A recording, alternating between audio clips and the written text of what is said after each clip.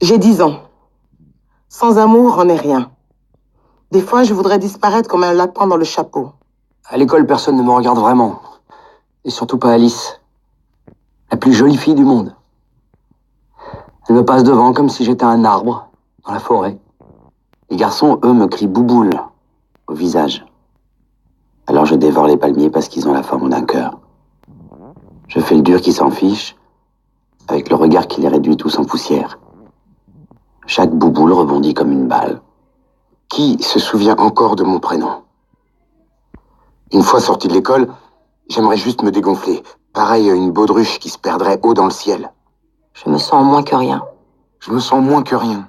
Je me sens moins que rien. Je retiens mes larmes. Nul ne les verra, même pas moi. Les miroirs ne sont pas faits pour les enfants. Maman seule remarque mes yeux rouges.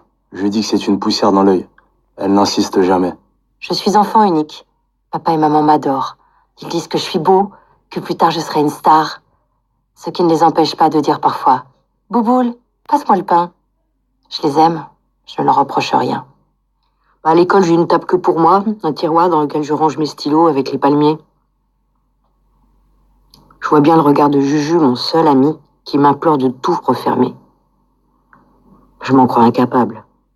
Corentin et Gaspard arrondissent leur bouche. La grosse bulle éclate sur un « Bouboule » tonitruant. Je fais le dos rond. Le méchant, ce n'est pas moi. On me bouscule souvent à la sortie des cours. Je suis comme une toupie que chacun s'amuse à faire tourner. Je mange ma colère. Je mange ma colère. Je mange ma colère. Et le premier qui me fait vraiment mal, je lui tords le nez. Juju prend toujours ma défense, avec ses petits poings près du visage, prêt à boxer Gaspard ou Corentin, qui s'éloignent comme des petits pétochards. Ils valent pas la peine qu'on s'intéresse à eux.